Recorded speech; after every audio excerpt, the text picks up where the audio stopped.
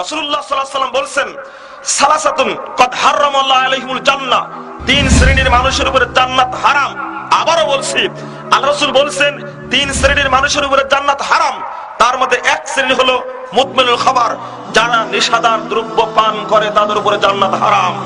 গাঁজাখোর, মদখোর, জোয়ানিখোর, ফেন্সিডিলখোর, বিড়িখোর, হিরোইনখোর, মদখোর, আলাখোর, জর্দাখোর, বিড়িখোর, সিগারেটখোর, যেটাই খান না কেন হারামে জর্জরিত, খেলে আপনার দেহ অপবিত্র, এই অপবিত্র দেহ জান্নাতে যাবে না। আপনাকে ছাড়তেই হবে আজকে তওবা করতে হবে।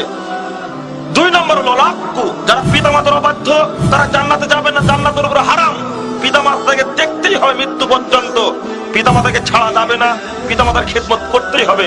3 নম্বর হলো দায়ুস, আল্লাযী ইয়াকুরু ফি আহলিল খাবাস, ওই দায়ুস ব্যক্তি যে তার পরিবারে পর্দা চালু রাখেনি, পরিবারে বেহায়াপনা আছে, পর্দা নাই যে পরিবারে, এই পরিবার আপনার মাথায় যত বড় টুপি থাক না কেন, পাঞ্জাবি যতই শক্তিশালী হোক না কেন, যতই সুন্দর হোক কেন, মক্কায় আপনি 7 বার ঘুরে আসে তা যায় আসে না, পরিবারে যদি পর্দা না থাকে, রাসূলের হাদিস অনুযায়ী প্রমাণিত হয়, আপনি অবশ্যই আপনার উপর জান্নাত হারাম, নিঃসন্দেহে হারাম।